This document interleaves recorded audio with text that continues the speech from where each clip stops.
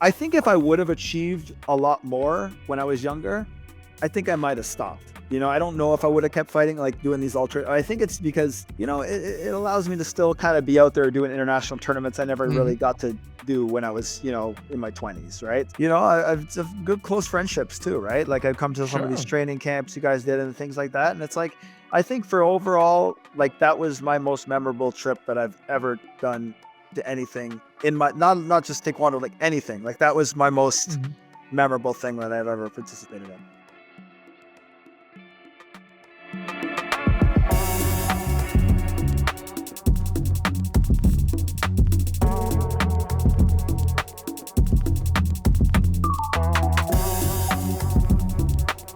Welcome, everyone, to another episode of A Black Belt Way of Life. I am your host, Master Joseph Lupo Jr. On today's episode, Black Belt Way of Life is going international with Master Mark Warburton of Canada, talking to us straight from his dojang, Sarnia Taekwondo, located in the province of Ontario. Did I get that right, my man? Yeah. Province of I want I Ontario. want to be I want to be geographically good on this. I don't want Canada getting upset at me, Hey, you know? well, I don't want no hate mail. just to make it clear, I got excited. I got the New York, Oh. Yeah, so we're gonna Oh. Oh. and just for the people listening in, if you ever go visit this man, if you don't have a good place to get a cup of espresso where you live, you visit this Bro. guy. It will ruin coffee for you everywhere you go in your life. Because Bro, I my can't man, even I'm about to tolerate a make you cup of very coffee. jealous. Oh my Look god. look at that. Ah, Salute. you're killing me. I'm a Oh, salute right now. oh, I'm a I salute. got my water. So there you go. All right. Salute, my man. All right. On that note, we're going to come right back to it. I want to go into our sponsor. This episode of A Black Belt Way of Life is brought to you by Mr. Joseph Ferron of Weichert Realty. For all your real estate needs, both commercial and residential, don't hesitate to reach out to Mr. Joseph Ferron. All his information is in the show notes. Let's get right back to Mr. Mark Warburton, Master Mark Warburton, Coach Mark Warburton. I like to call him the Taekwondo guru. A big thing about you that I'm a huge fan in a sense. Me, I love my Italian soccer. I'll take my son to a New York Knicks game. I'm a diehard New York Mets fan. So by the way, you got the wrong New York team there, but all love, all love. I know nothing about sports really, so And this is what I'm getting there we to. go. You are, as I put it, the Taekwondo guru. Not only did you make Taekwondo your life, your business, your passion, excuse me, you truly are a fan of the sport and only the sport, and how did that come to be? When I was like a little kid, I didn't really have any real hobbies. Like I was a very introverted kid. I just kind of played a lot of video games. Like I mean, most kids, right? I played a lot of video games back in the day. Watched like pro wrestling and stuff, and then uh, a lot of things I just never really found interest in. Like I tried sports here and there. Like I tried to play soccer because my dad is British, so he signed me up for Mhm. soccer when I was like 7 years old. And I remember like going out on the field and like I didn't know what to do, so I just kind of stood there and got run over by a bunch of people. And so I didn't really like soccer. So yeah, I was never really too into anything. I wasn't an athletic kid by any means. So just I was a very overweight young kid who Mhm. just shy little kid. And then what happened was like through basically being a video game junkie and being a pro wrestling fan is kind of what drew me to martial arts. I All remember right. playing like the old school like Kung Fu Master and those games in the art. I basically would spend most of my free time at the arcade back Oh, then. wow. So I know a lot of kids. I don't even think arcades are what they used to be now. But yeah, that's what I did. My parents would hand me a handful of quarters. Come back in a few hours or something, Right, and right, then right, right. yeah, and then from that, I remember I used to watch a lot of old school pro wrestling. I remember watching like Ricky the Dragon Steamboat back in the day. Oh, my favorite. And, I uh, love that. and then I became, like, obsessed with, like, ninjas and things like that and All martial right. arts, so I started I was too young to watch, like, the the Bruce Lee movies and things like that. I wasn't really watching that stuff yet, but I would see stuff on TV, Ernie Reyes Jr., things like that, Okay. whatever that TV show that he had back in the day. I don't remember what it was Right, right. called, but yeah, and eventually I went and did a few like karate classes at the local kind of little local dojo, community Mhm. center type of place. But it was like kind of boring as a kid. It didn't really help me come out of my shell at all. I was kind of just didn't really want to go. It wasn't Okay. really as cool as what I saw on TV, right? So I was like, we were just standing there horse stance, like for our 30 Okay. minutes twice a week and go home, right? So kind of just didn't really stick with that. Stuck with it for about maybe 6 months or something. And then and again, bringing it back to being a wrestling fan, I remember I was like 8 years old, 9 years old, and I saw the Great Muta on TV. Oh, And this is funny because yeah, spitting the green mist with out. the kabuki makeup, and I remember like guys would throw the guy in the ropes, they'd come back, give a clothesline. Well, I remember like he threw the guy in the ropes, the guy came back and he did the counter back kick. And I Right, remember right. I was like, Oh. and I remember going outside, and at this point I was probably like 10 or something like that. I went outside, and the house that we live in is like a semi-dwelling, like a duplex kind of thing. And I remember doing back kick on the brick wall outside, and my dad's inside. He's like trying to watch TV, and he's like, "What the hell's going on? Like, you gotta stop kicking the wall." And so, and then so there's a couple of kids that went to my elementary school, lived a few doors down, and they went to a local taekwondo school. So they eventually it took quite a while, but they eventually convinced me to go give it a try. And when I walked in that school, and I was intimidated because that school was known for being like of the martial arts school in town. It was like the tough school. Like there wasn't a lot of kids. It was like your stories you had Okay. with John. Guys were getting hit with kendo sticks or whatever if they Right, messed up. right, It right, was one of right. those old school schools, right? So, but when I went in there, it was like the first time where I ever felt like people made me feel like I belong. Right. So, like I said, at school, I was like bullied and teased and things like that. I was kind of, Sure. shy. And so, but when I went there, it was like nobody was like that. Everybody was nice. Everybody was welcoming. It wasn't at Mhm. all what I expected when I was intimidated. Like it was, or to that note, I was too scared to mess up. I was like a good student. I don't want to get hit with a bamboo stick. Right. So, Right, right. and I just never looked back. And then when I finally went to my first tournament, the way it was in Canada, well, in Ontario, was they would always have a color belt tournament on Saturday, and then the second day they would have like the provincial black belt tournament. And since I wouldn't go with my parents, I would just ride with people. I would always stay overnight and watch the black belt tournament the next day, and I was just hooked. Like from then on, it Right. was like anytime I could get like order the VHS tapes in a black belt magazine of like the Olympics or whatever, I would Right, get the right. videotapes, and I That's all we just had. We didn't have YouTube. that's what I'm saying. Yeah, and We didn't have YouTube. I would watch those tapes till the threads like wore off of them. I remember Flip watching like pop. the 1988 Olympics and Wow. all this stuff. But then, to be honest, what really hooked me, what made me like want to see what was out there more, was when I watched. Do you remember that show WMAC Masters? Oh, of And I course. remember Of seeing course. Herb Perez on the show, Olympus. and he was doing Natabans, and he was Right. this like big Right, QFC right, stuff, and right, I was right. like, that guy's He was cool. hitting he was hitting like pots Yeah, yeah, yeah. hanging off a rope. Remember that? But I related to it because in an episode he was kicking paddles, and I Right. remember that I I remember that remember as like, wow, well. that's the same things that we use at the taekwondo, and I was just hooked. And then from then Yeah. on, it was like I went to every tournament I could go to. Um, I I wasn't a serious competitor at all when I was a color belt. I was just kind of Mhm. like, got my butt kicked a lot and stuff. But I loved staying to watch, and I used to love watching just like the black belts warm up. Like I was just like every Mhm. part of it was like, and I became like anything I'm really into. Like when I was into video games, I was a wrestling fan. I get like almost like a photographic memory type of, so I get like immersed in it, and that was the thing. Yeah. And from then on, it was like every day I would go to the dojang. If we didn't have a class I can go to that day, I'd be like at home doing my pumses or whatever I was doing. I was Sure. just obsessed. And since then, I've just been like a really big fan of the sport. Like to this day, Yeah. I love just watching the sport. Like I don't watch other sports, I don't follow other sports, but like I'll sit there and watch like a live stream of a taekwondo ring at a international. I'll Yeah. just sit there and watch the whole thing. Like I just love it, right? And that's never changed to this day. It's like I sit there and I watch I mean, you see my videos of when my kids are training. Of I'm never course. sitting down. I'm walking around. Like I just love being around taekwondo. So Yeah. I just kind of never looked back. And I All did stop right. back kicking the brick wall, but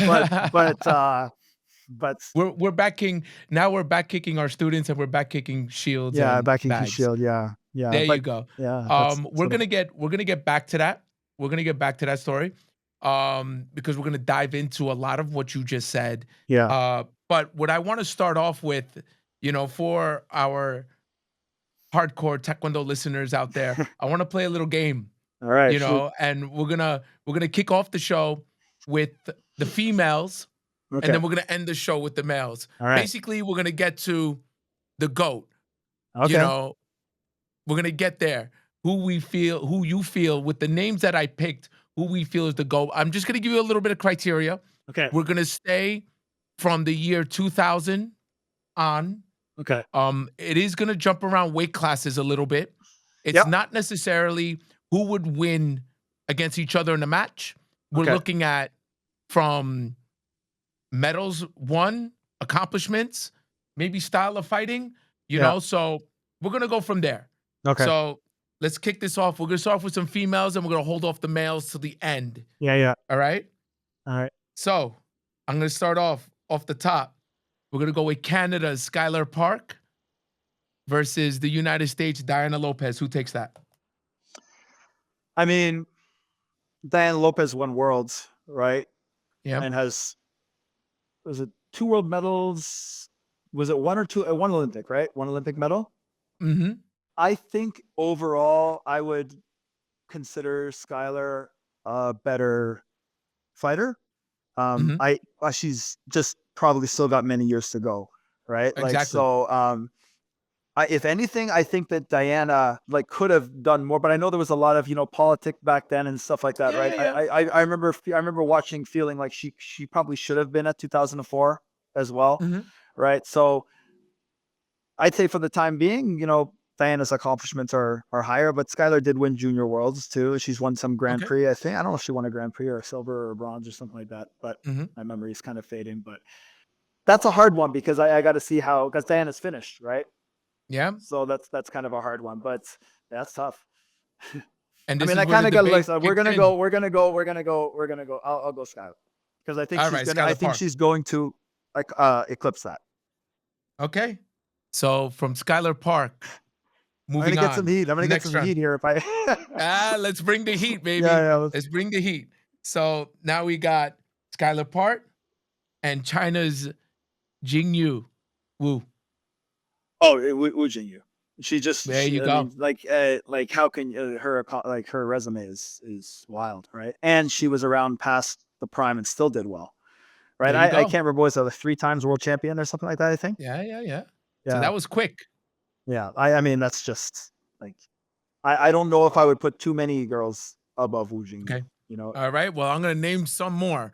So we got her into the next round against Panipak of Thailand. I would go Panapak on that. She might be the one, but it's tough because I mean, I think she'll win 3 Olympics. Yeah.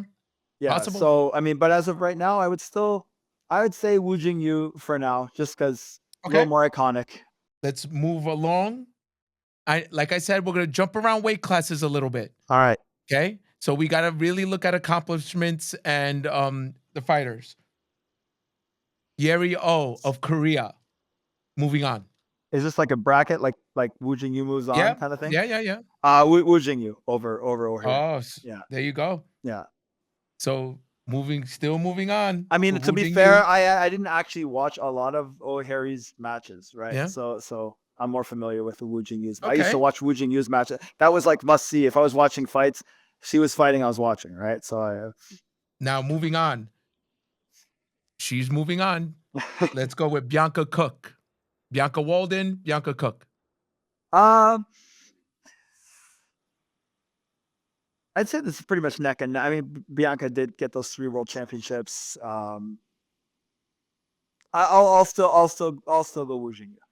Oh wow. I'll still go Wu Jingyu over Bianca. All right. Yeah. Melissa I mean, Mandich. for me personally, it's like Bianca is probably one of my favorite female Taekwondo players of all time. But when I watch you watch those old Wu Jingyu World Championship finals, it's like some of the most exciting female Taekwondo matches that's ever happened. She's a machine. Right? So Yeah, Yeah, yeah, and yeah. like so For dynamic, sure. right? But I think So, I have a feeling where we're gonna go pretty soon, and I feel like I might okay. sway the other way. Yeah, All right. So now we move on. Milica Mandic of Serbia.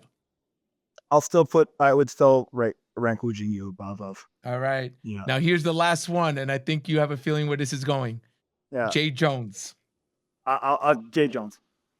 There you For go. me, I look at like obviously I'm British. You know, I'm dual citizen British, but like Jade won those 2 Olympics, won a world championship. I think for me personally, I think she's the best female taekwondo player for me personally of all time.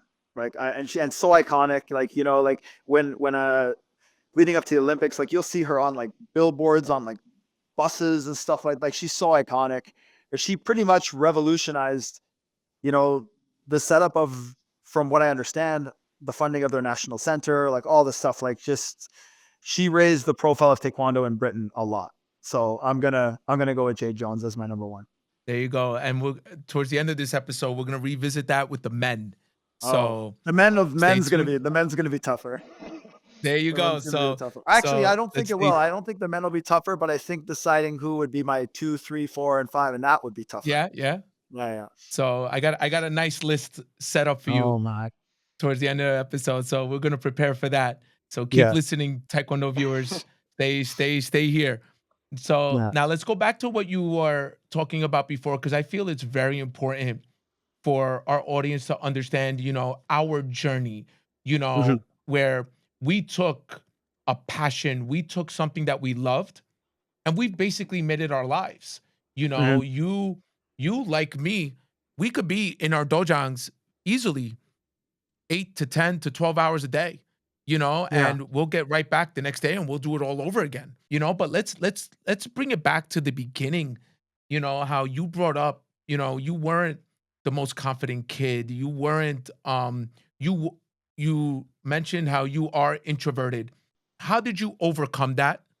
What made you, you know, gain the confidence? Because even just stepping on that mat, Yeah. you need a sense of confidence. Like when a new student comes into my dojang, the first thing I'll tell the parent is, number one, I'm never gonna pull a kid on the mat. They have to want to come on the mat. You Exactly. Yeah.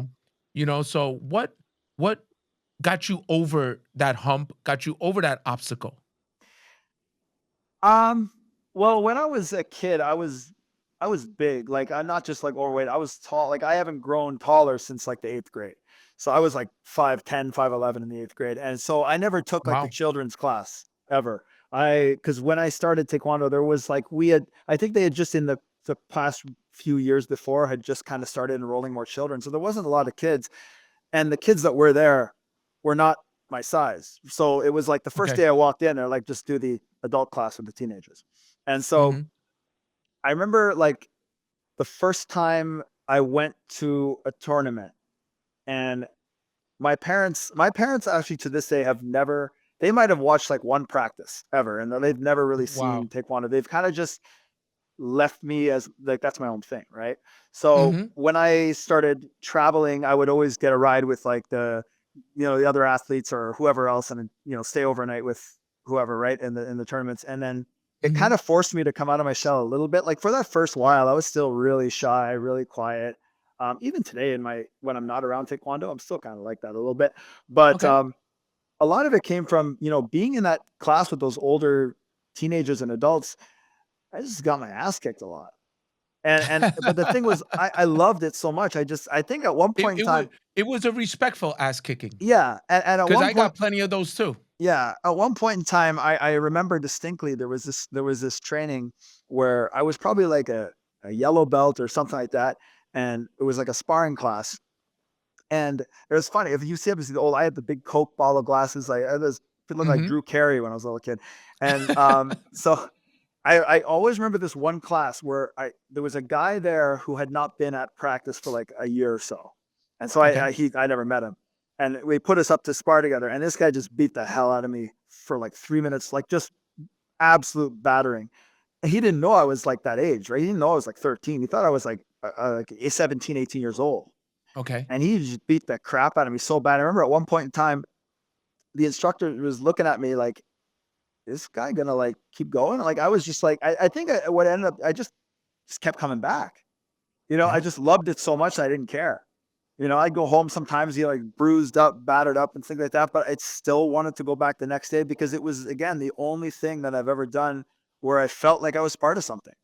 You know, I just wanted to be like those guys so bad that I was just like willing to endure like whatever happened. And like Okay. there was some trainings we used to have back in those days where our instructor would bring his friend over from Michigan who was like a drill sergeant in like the US military rangers or something. He would come over like Mhm. once a month. He would run these trainings that were like 5 hours long. We wouldn't do any taekwondo. He basically was just doing like military basic training with these, just killing us, right? And Mhm. I was always the only kid that was still there at the, like, I just would not, like, he would let us leave early if we wanted to, but most people would, except for like the serious, like the competitors and stuff. And there's my, I'm just at the back, just trucking along, Yeah. just, whatever. And I remember at one point in time, somebody looked and they're like, that big son of a bitch is still here. I remember Right. that word for Right. word. They looked at me, he's still here. Like, and I couldn't do what they were doing. Like I was like dying trying to do it, right? But Mhm. I loved it so much that eventually it was just like, just became kind of natural, right? I didn't start teaching for a long time. Like, oh, and that's another thing I think that helped was when I first started teaching classes, I was a red belt. It was about to be like the teen adult class with like black belts and all these people in it. And Mhm. my instructor was just like, who wants to teach class tonight? And nobody kind of felt like teaching class. And he just looked at me and I was like this teenage red belt. And he's like, you teach class, I'm going home. He just left and went home. And I Wow. was like, kind of just like, like, oh, and I remember this one guy looked at me and he's like, Thrown in the just, fire. he just, one of my like kind of mentors at the time, he looks at me and he goes, just tell them what to do. Well, he said, we'll listen. So they'll have to listen. And so I was like, I just went with it because before that, I tell this to my students all the time. Like I can go on forever with analogies and stories at the end of classes, but I was Mhm. the kid who, when I had to do public speaking in school, my page with my speech would be like drenched from sweat because I was so scared to talk in front of groups. Like I Wow. couldn't do it. And now I just can't shut up. So it kind of, you know what I mean? It kind of worked its way out that way. I don't think there But was a you know what it specific is? moment, you know? Listen, you know what it is? At the end of the day, like many of us, you found your tribe. You know, Yeah. you found where, as you put it, you belonged.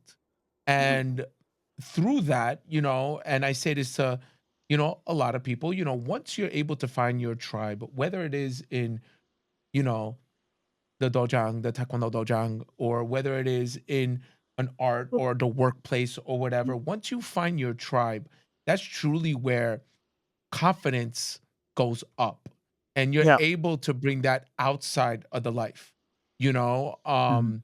so taekwondo gave that to you. Yeah, it's just like I think if I don't know if I could pinpoint a specific moment other than probably that time where I just got told, teach class, I'm going home. And I Mhm. don't think if it wouldn't been for that one guy who came up to me and said, don't worry, we're gonna listen to you. So the color belts are gonna have to, or basically or we'll kick their ass. You know what I mean? Right, right, right. That's what would have happened, right? Because nobody in you that you got you school, got that support. You yeah, got that. You All you need is that one person to support you. yeah, That's all you need. yeah. And it just, yeah, just kind of never I always enjoyed teaching class after that. It was kind of just Mhm. never really thought twice about it after. If anybody asked me to do it, sure, I did it. Right. Would you say that was where you saw your future in one day owning your own dojang? No, not really. I mean, when I was finishing high school, I was actually originally planning on going to college in Toronto for film and television production. And then there was some issues with the financial aid and things like that. So I never ended up going. I ended up going to a community college here in town for some different programs. And what happened with owning my own school was my club at the time had this branch school in a small town about like 20 minutes away. And it's kind of nobody really runs it. So it's kind of Okay. just kind of a mess, right? And so they asked me if I wanted to come and teach some classes there. And so I went out and started teaching there. And this was like, I want to say like 2007. And I went out Okay. there and I started teaching. And I had been teaching and coaching the color belts at my club, for years at that Mhm. time. But not in any kind of official capacity really. And so I went out there. It was like it was 2007, but they were like teaching Taekwondo like it was like 1983. And I was like, wow, we got to really like, get things. And I'm not exaggerating, like teaching like it was 1983. And then finally I ran a few classes and they're like, well, do you want to just run this school? And so I would run that school for like from 2008 until like 2000 end of 2014 when I opened my school now. Oh But wow. it was difficult because I don't drive. So, and the Mm, school is 20 minutes away. So I would have to get a ride out there with people like friends who lived there who worked in Sarnia, wait out there for hours, commute back in with a friend who lived there who worked overnight shift. It was brutal, the commute because I don't drive. So it was like but yeah, we got it up to speed. I took that school and then that was like my first group of athletes that I felt like were my athletes. Like to this mhm. day, they'll show up at we have our Christmas parties. They'll show up still with their kids and stuff and their families now. Wow. That's what made me really kind of fall in love with, doing this full time. And then eventually, most of the group of athletes I was coaching near the end there who were doing well, they were also commuting there from here to go train at my Okay. school there. So I'm like, and it was a nonprofit thing. Like they would pay for my expenses to go to tournaments and not, coach and Mhm. this and that and the other thing, but I wasn't getting paid, and I was working like random jobs. Like I worked overnight shift at Walmart for years, stocking shelves, like odd jobs, this, that, work in Mhm. restaurants. And finally I'm like, I can't do this. Like I gotta like do this for a living. So that Yeah. group of kids, they about 6 or 7 of them, eight, maybe 8, came with me. We opened a school in Sarnia. In my friend had like, I think he had like 6 by 6 Taekwondo mats in his garage. And Mhm. in the dead of winter, we started training in the garage in Sarnia, and I just created a business and name and stuff like that. And then a little while later, we rented a church basement for a year and a half. Moved out of there eventually when that grew to a little bit of a bigger place, but there was a lot of it. Like it was a partnership at the time. Things when he wanted to go and do his own thing. He had a young daughter. He wanted Mhm. to start his own school. So then I kind of just he went and left, did his own thing, and I eventually moved out of that location to another place. I had a decent base of students at the time, and yeah, it's from there. Then COVID happened, right? So we did the whole online thing for a while, and then the space that I have now, we moved into probably it's like 3.5 years ago. So and since Mhm. then, it's been like I haven't worked any extra jobs. Like for up until COVID, I was working full time at a supplement store as well, Okay. and so I'd work all day. I'd train in the morning at like 5 a.m., work all day, then teach, train at night, be out of here at like 10 p.m. And it was just like, it was just exhausting, right? So I was finding it hard to grow the school. And then coming out of the pandemic, I was like, I got to try to keep this thing afloat. So I just focused 100% on this and kind of just gambled on it. Like, who actually helped me a lot with it was Tim Thackeray. Tim Okay. Thackeray was kind of like, I was working with him with the juice compound stuff. And he was like, Mhm. he's just like, Mhm. you just got to bet on yourself. He made a post about how he like left school and did all this stuff to go. I'm sure you've seen that post, right? And he's just like, just bet on yourself, just go all in, and if it doesn't work out, you tried, right? And I was just like, all right. And so really, I mean, the school that I have now, like, which it's a decent sized space. I can thank Tim a lot for that because we had Wow. that talk, and I was just like, all right, I'm going to do Mhm. this. I'm going to leave my other job and just see what happens. Yeah, for all our viewers, I've mentioned Tim Thackeray on this show before. He was my nutritionist slash coach before I went to Korea to the Masters game to help me out tremendously with my nutrition, with my mental state before going over to Korea to compete. So for anyone who wants to go check him out, make sure, and I'm gonna plug him in on this episode as well. Make sure you check out the Juice Compound. Um, Definitely someone great. So, Mr. Tim Thackeray, you're a man. What I want to get into now is the competitive Mark Warburton. Because that's where our paths crossed, so to say. Yeah. In the competition world, not just online, but also through competition. When I got back into competition, you already immersed into the tournament scene, and what I find very, very inspirational that the audience should really, really look into? Number one, you are, like I said, you're a diehard. You compete all over. Talk to the audience, because then I want to bring up a very interesting point about your competitive career. Um, Talk to us a little bit about your competitive life in Taekwondo. As a kid, I didn't really compete. I would go to color belt tournaments, but I never really trained competitively or anything like that. I was in a fairly competitive school to a certain extent. Like we had a big team that competed nationals and stuff like that. But I remember when I went to my first, like I started competing nationals in '98 as I did 1 year as a junior. Mhm, And again, I wasn't very serious at the time. I was still kind of an overweight kid. I was a junior heavyweight, like and far into the into the thing. But and then I was going to be senior. And then so I remember my coach says, like, straight out to me, he's like, he looked at me and he says, "You're too fat to fight senior." And you wow. want to fight senior, you have to go minimum to middleweight. Because I was like, back then, how many young kids fought men's heavyweight anyway, right? Let alone kids who were like, not in the greatest athletic shape. Like it was like a death Right. sentence, right? Anyways, I competed a couple local tournaments, but I started like really trying to compete seriously about a year later. I went down middleweight, did it, but I was never really like a successful competitor. Mhm, I always competed. I never achieved what I wanted to as a competitor, but it never really killed my love for it at all. Like I just mhm, kept doing it and doing it and doing it, doing because that's I love to be in that environment. And right. to this day, I mean, the results are not. I mean, I want to win when I'm out there. I'm trying to win, but at the end of the Mhm, day, if I don't, I'm just like, okay, well, I'm doing what I love to do, And so I competed pretty consistently for most of my adult life.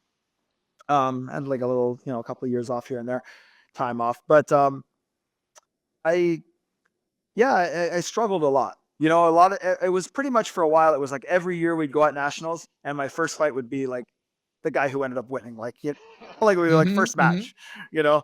So who knows, right? Who knows if I could have done better? But what really changed my mind or my outlook was the club I was in. As much as I loved what I learned from that club and what it developed as far as grit and this and that, and learning how to train hard, it was a club where how do I say this? It was very like closed minded in a way. Like it was like kind of pre-internet, so it was like, our way is the only way. Don't listen to what anyone else says. That kind of mentality. But at this point, like I'm like a nerdy kid. I'm on the internet as soon as the internet's available. I'm watching all these videotapes internationally. I'm like, in mhm, my mind, I'm like, okay, you're telling me this, but I don't see any of you guys at these events. You know what I mean? So like, I want to try to cop. I want to learn more about what's out there. So I started traveling like the US Open and things like this, like most of the time on my own. Like I would just go to US Open. No coach, I had to find like somebody I knew from Canada to sit in my seat or something like that. And it was just like, mhm, I just wanted to learn what was out there. So I started traveling to like, I didn't go that much abroad because again, back then it wasn't like it is now. I'm sure if it was like it is now, I'd be going to like this open, that open. I would have done sure, all sure, that as a sure. It younger was guy, but different. It it was was different different, 20 right? years You can go ago. to like Right. US Open and then otherwise, if you want to do something like that, you're going to like Germany or Holland or something. And, Mhm. you're not going to do that working at Walmart stocking shelves, right? No, So, definitely not. yeah, but just plugged at it for a while. Again, never really achieved any significant results in the country, but Mhm. I've kept at it. Got one. You love the journey. At Yeah, that point, you're already in love with the journey. yeah, and no matter what, I've never gone to a tournament where I didn't enjoy the experience. Like even like times where it's gone really bad. Like there's been times where I've been like knocked out at tournaments. I still left there, and I was like, I'm glad I did that. Like I'm not glad I Mhm, got knocked out, but or lost or whatever. But I'm glad I was in the environment doing what I love to do. And then when I got old enough to fight ultra, that became a thing. right. So I was like, well, why not? I did both. I did ultra and senior, and I started doing Mhm. pretty well in the ultra divisions at that Yeah, time. So I was like, yeah, this is pretty fun. And then we crossed paths shortly before that trip to Italy, sure. and 2019. yeah, and then I just tried to be consistently doing those masters tournaments like since then. So Right. there's not any like competitive, real big accomplishments like result wise to speak of until I got to ultra, but I'm glad I did it. You know? Yeah, but one thing that I found super super inspirational. You know, you brought it up when you started fighting seniors. There's a 20-year gap, you Yeah, know, yeah, from when you were competing, how you brought it up in 1998. yeah. Tell the audience when you won your first senior Canadian national medal.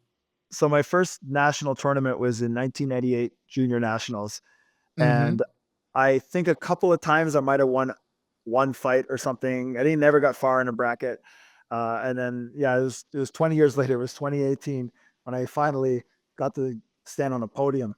I was like, Wow. and then the funniest thing was the guy that I ended up beating to in the quarterfinal was when I was a kid, when I was like 17, he was a guy in my club who like beat the living hell out of me, broke my ribs, Wow. almost made me want to quit Taekwondo at that point in time. Like that was one of the times where it was one of the only beating I ever took where I was like, I don't know about this. Cause that was at that point in time where it was like, hey, you're too out of shape to fight senior. This guy's a Mhm. heavyweight. Let's see what happens. And then 20 years later, I guess he was trying to make a comeback.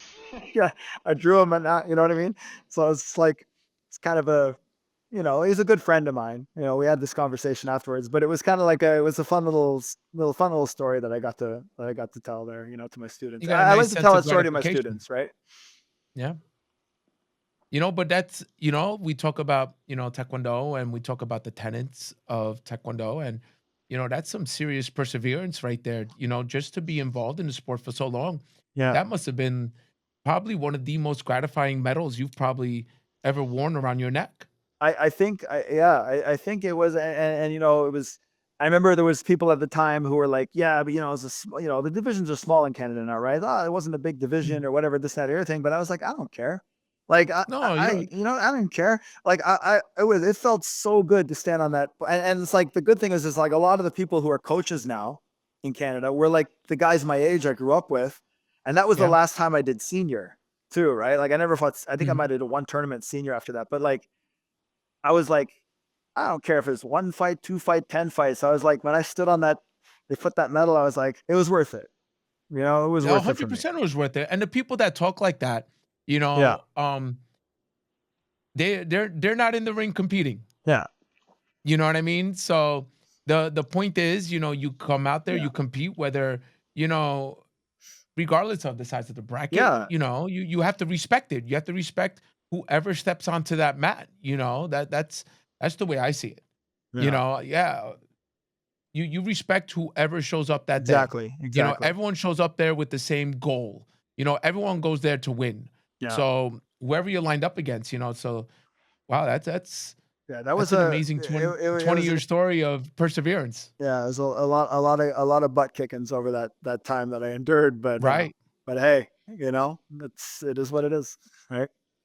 No, that's amazing.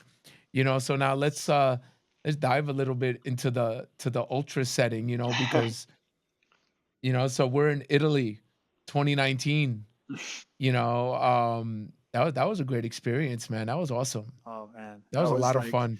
That was actually like so it's crazy to think that it's that long ago. You know what I mean? It feels like it was just recently when we went on that trip. Right? No, but that was fun. But Like that but that that's an was amazing thing. That's how much fun we're having. You know, yeah. we remember it like it was yesterday. To be honest, the thing is with fighting an ultra or masters or veterans or whatever you call it in Canada, Mhm. we don't have a scene at all for that. Like the only people that fight at those age groups in Canada are at local tournaments, and they're. I like to say to people when they ask about ultra, I said you generally have two categories of guys. You have older athletes, and you have athletes who got older, right? And it's like, Right, right. so in Canada, in our local tournaments, very rarely will you get like a former athlete who's competing, even coming back for fun or even whatever, from who used to fight when they were younger. You will get a lot of guys who are just recreational, like just having fun, like parents or whatever, started later in life. And it's just, I don't want to fight them because you get injured a lot, right? And it's Of like, course. they're out there trying to, they're having fun. And it's like you're trying to move like like do what you did when you're younger. And it's like, Mhm. you get the knees and elbows. And so you don't really get this. We've never had an ultra tournament in Canada, not nationals, nothing, not open, nothing, right? Mhm. So when we've go to these like US Open or these tournaments of fighting ultra, it's like I don't think I've ever seen another, maybe one Canadian who's ever been there besides myself. And I'm It's always trying to it's push it. you. I'm always trying to push it on people to, try to Yeah. come back, try to come back.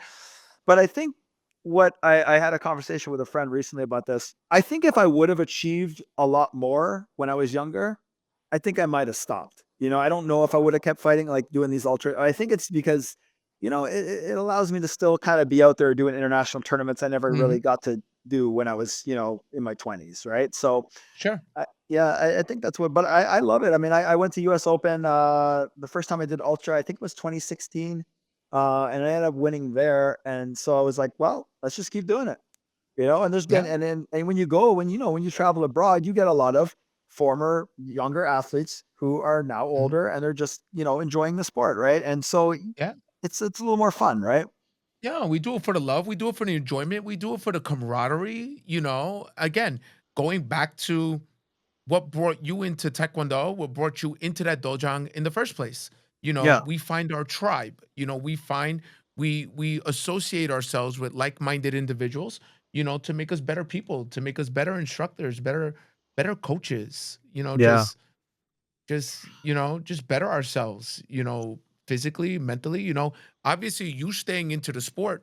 I mean, for anyone that doesn't follow you on social media, they really should. I talk about all the time, leading by example. You're a testament to that. Your Mhm. students, they got to see your social media and they got to see you, midnight doing lunges and midnight, bench pressing and on that assault bike. We lead by example, and we gain a Yeah. respect from not only our students but our peers. Yeah. It's I mean, important. like, I think like most of you guys, most of the U.S. Masters team, I think that Italy trip was probably the first time I met most. I mean, you and I had met at a couple tournaments before, but Mhm. most of those guys, those guys and girls, I met them for the first time there, and then since then, it's like, I've good close friendships too, right? Like I've come to some of these Sure. training camps you guys did and things like that, and it's like I think for overall, like that was my most memorable trip that I've ever done to anything in my not just taekwondo, like anything. Like that was my most Mhm. memorable thing that I've ever participated in. Like the whole atmosphere Wow. of it was cool. I wish more people like from up here would get to experience something like that because I don't think they Mhm. realize. I think they see these tournaments and they don't realize like that it's actually a lot of guys who used to compete back in the days who are out there just enjoying it just for being active, Mhm. right? I don't think the perception is to them is what it really is, right? Yeah, yeah, no, it's not about the medal or Yeah. it's about the journey. It's about, enjoying, a sport that we all love at a later age. It's a great feeling, having a competition, but it's even better, enjoying a nice meal together afterwards, a Yeah, nice adult exactly. beverage together Yeah. afterwards. And it could be right across from the person you just fought. What's the big And deal? the like taking it back to that Italy trip. So I was, I was the only there was two Canadian women that participated in Pumse there, but I was the only guy Yes. that I was the only one that fought. And Mhm. so I was going there, well, who's gonna sit in my seat? I don't know. And so I put a message out on Facebook and I was like, hey, if anybody doesn't have anybody in this division and you're able to, help me out coaching, just shoot me a message. And that's how I connected with my friends in the UK because Mhm. the one of the UK coaches there, he was like, yeah, I'll coach you. I don't have any in the division. And then we're sitting there talking, and I'm like, hey, I'm dual citizen. I have British passport, and he's like, well, we have, Masters division at our national championships. We have European championships and all this. He's like, why don't you just come Wow. over and fight? And so since then, I mean, like the guy, Rich Fairhurst, the guy who's coaching me over there, he's like one of my closest, friends in the sport now. And like, I've been over British nationals, I think four or five times now or something like that. And, Mhm. we're very close. And, I started competing like internationally. I switched my global license because I wanted to see if I could do European championships because I didn't even know that venue was there, and that just gave me like a big motivation. I was like, oh my god, I can actually pursue like some semblance of a national team like position in the sport at this age. I was like, that Wow. whole tournament changed a lot of me in taekwondo. Like that whole everything I gained from that Italian trip there, and the Yeah, no, food, man. well. Come on, the food over there. Like, come on, come Yeah, on. but I know some good Italian food in Queens, New York that you've experienced. There you go. Oh man, but I'll tell you, the one thing that about that trip, the one negative about that trip in Italy was I had to fly straight to Greensboro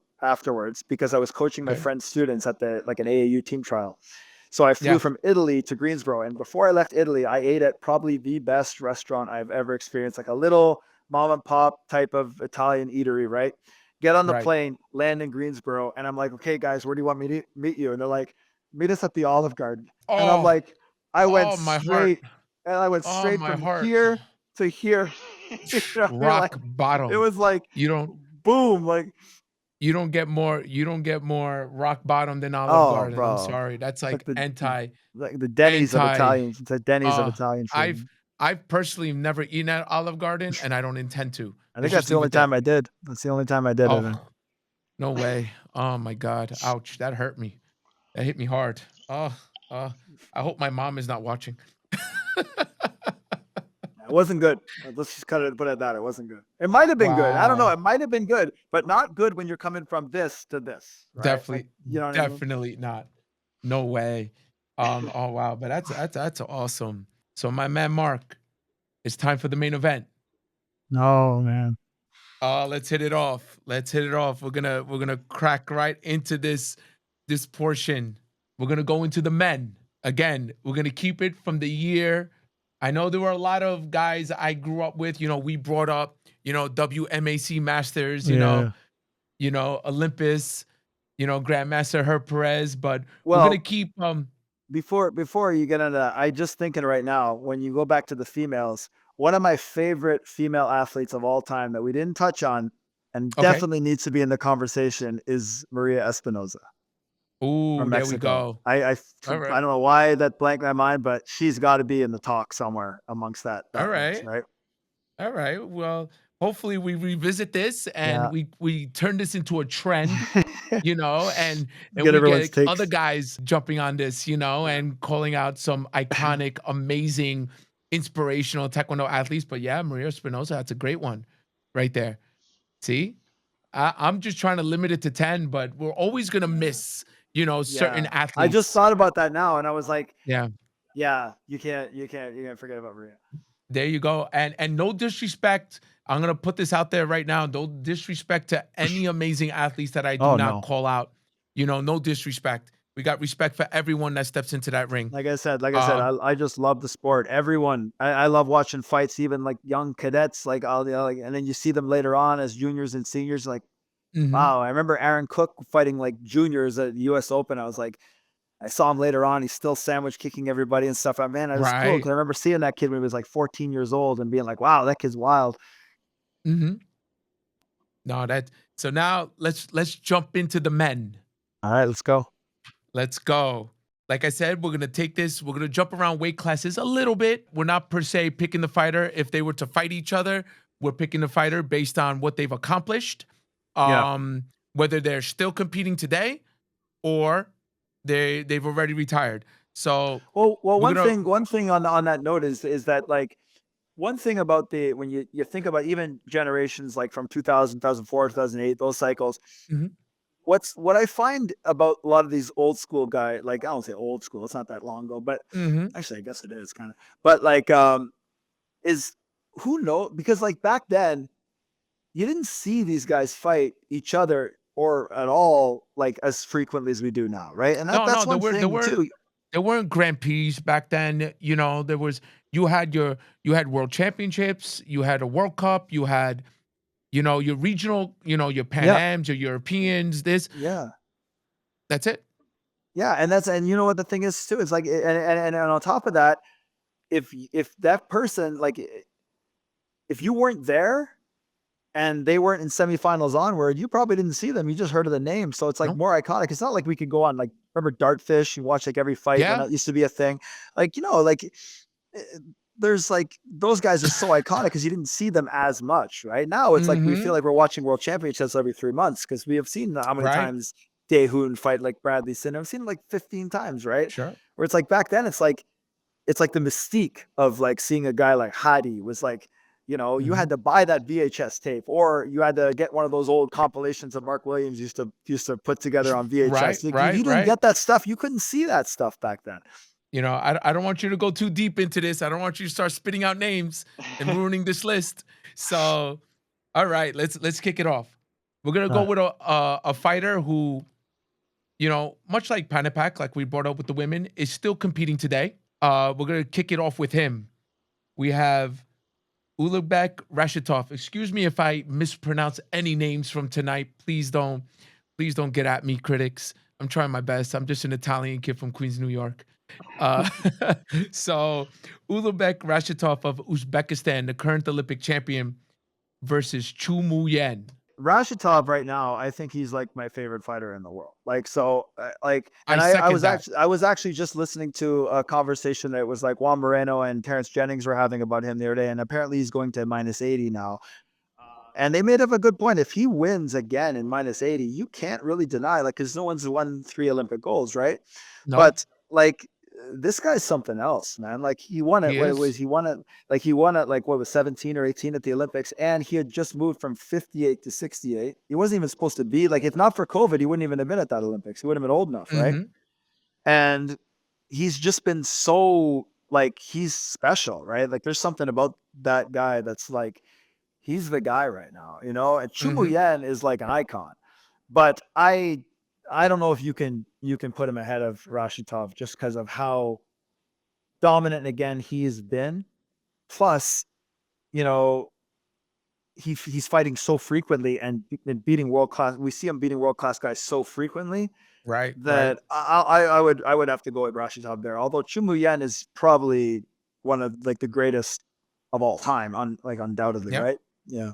It's tough, but I'm giving you a choice, my man. Yeah, I'm putting you against the fire right now. Rashitov. Yeah. So Rashitov's moving on against, let me tell you, man, this is your boy John Rodriguez, his favorite fighter. I thought you were going to say John Rodriguez. I thought you were going to say No, man. No.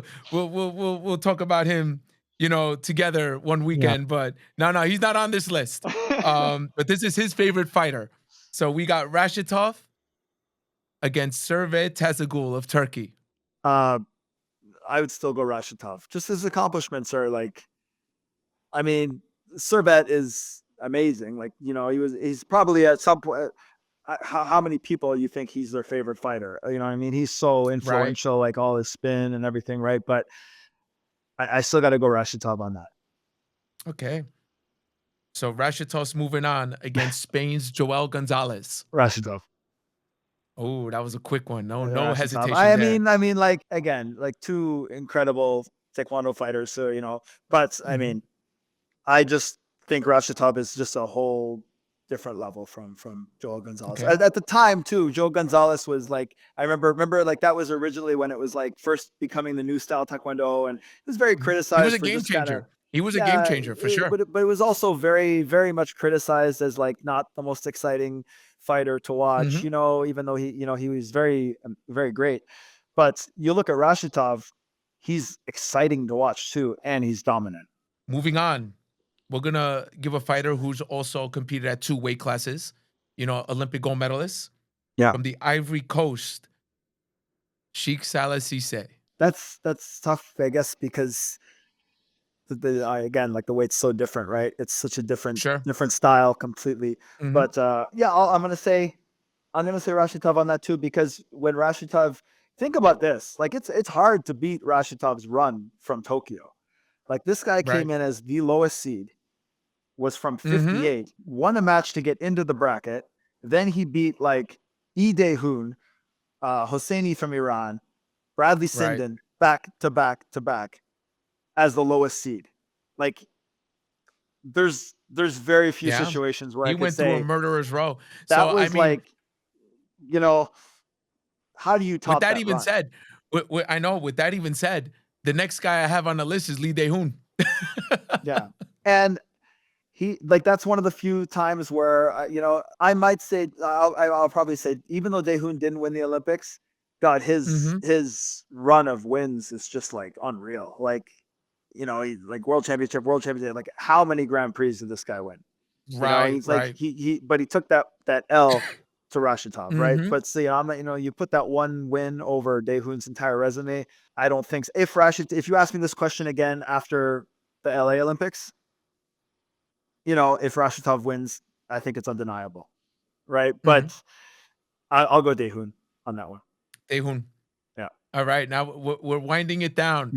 So we got Dae-hoon against America's Steven Lopez. Steven Lopez. I think Ooh, that was a Steven quick Lopez one. is the greatest of all time. Okay. Because look Well, at it, 5 world championships, 2 Olympic golds. And all right. how many years was he unbeaten? Like, I Right. think Right. if memory serves me correct, wasn't he on the senior national team in the US from like 1994 or something until like As a Finweight. 2018, like 24 years or something like that in the country, and then like 5 world championships in a row and 2 Olympics back to back. How do you possibly say, no matter what these other guys have done, 5 world championships in a row, is anybody ever going to beat that? Right. Right? So I got one more fighter left, and I think you know who I'm gonna call out, and this might bring up some debate. Okay. So we got Steven Lopez against Iran's Hadisai. Oh God. Right, there you go. This is where the conversation gets interesting. I'm gonna say Steven Lopez, but Okay. personally, my idol in Taekwondo is Hadisai. Just recently, I had a girl from my school that went to Junior World Championships, Right. and she, Parker, I saw that. I yeah, got jealous of that too, man. and it's funny because my friend was coaching her there, George Coe. He saw Hadi Mhm. like just there at the event, and he goes up to her and he's like, "Hey, go ask that guy to take a picture with you and send it to Mark." And she's like, she didn't even know who he was, and he's like, "No, you have to get this picture and send it to him." And she sent that. I open up because the time zone difference. I woke up at like 6 a.m. I opened my phone and there's just no caption, just a picture of my student standing beside Hadi. And I was Oh my God. am I awake? Like, I'm like wiping my eyes and stuff like, and then she traded apparel after the Worlds with the Iranian girl in her division. Yeah. And she shows up when she gets back to Canada at the dojang, and she's got this Iran national team jersey for me. And she's like, "I got this for you from Wow. Worlds." And I'm like, "Oh my God, like in Iran." And then she's like, "No, turn it around." And I turn it around, and on the back of on the letters Iran, it was signed by Hadi Sai. Oh And I wow, was that's like, amazing. literally, I was like, "Okay, I'm gonna like go put this in the back room," and like I was like emotional. Like I was like, Yeah. "Okay, somebody else run warm That's up." some student love right You there. know what I That's mean? Like student love right there. that was my like, oh my God. And the one thing is like I was kicking myself because I was supposed to go over on that trip, right? I was thinking about it, was Mhm. kind of right down to the wire. Could I go? Can I leave the school for that long and stuff? Mhm. And I didn't go. And I was like, when I saw that picture and that shirt, I was like, oh man, I wish I was there for that. But at the same token, it Right. was more special to me in a way that I wasn't, because that was such a crazy surprise. That was like, Mhm. because my 2 favorite Taekwondo fighters as a fan in my life were Hadi, and I think you remember we talked about the other one. It was Carlo Mofetta. Those were my Oh, those were my someone I didn't put on the list. no, those My were my paisan. 2 I would still go Steven as the greatest, but Mhm. Carlo was like, this guy was incredible. Like I would always, one of those people, if I could find videos of his fights, I was like watching his fights all the time. That's great, great. And like I said, to any fighter that was not put on this list, please, no disrespect. It's an amazing sport with many different athletes, amazing athletes who've accomplished so many through 8 weight classes, 4 Olympic weight classes. So it's not that easy to come up with a list. Mhm. But we did our best tonight, and I hope everyone enjoyed that. But And on that note too, behind Steven, I know because Steven was very dominant in the United States. My One of my other favorite Taekwondo fighters, and this is not just because you got his book right there behind you, and I got my copy oh, here as well at the school. One of there my you other, go. I swear, like most influential to me as an athlete was Tony Graff, because Wow. similar height, fought in a heavier weight class. I Yeah. was like would imitate, like try to emulate this guy, and then I got kicked by him in a tournament, and I was like, I will never be as strong as that man. So it's like, Uh, but yeah, I just shout out to Tony. that This man book, can make your bones rattle. oh, I was on restricted duties at work for like a week because I couldn't move my limbs after that. Oh, That's great stuff, man. But so talk to us a little bit. You see me sporting this amazing shirt that you gifted me, Sarnia Olympic Taekwondo. Tell our audience, for anyone that wants to follow you or check you out on social media, where they could find you? Well, my Instagram is just my name, Mark Warburton. Mhm. I have a club page too. This is Sarnia Olympic Taekwondo one, like as one word together. And then like I post some things on like TikTok and things like, but it's mainly for like I have a silly account for the competition team. I just kind of post goofy stuff. So I Mhm. mean, we have most social media stuff pretty active, but yeah, I post a lot of stuff on Instagram. Just kind of share Taekwondo videos and this, that, and the other thing. If I see something cool, you know, just share it. I try to post a lot of stuff, but I just Right, love the right. sport, man. You know.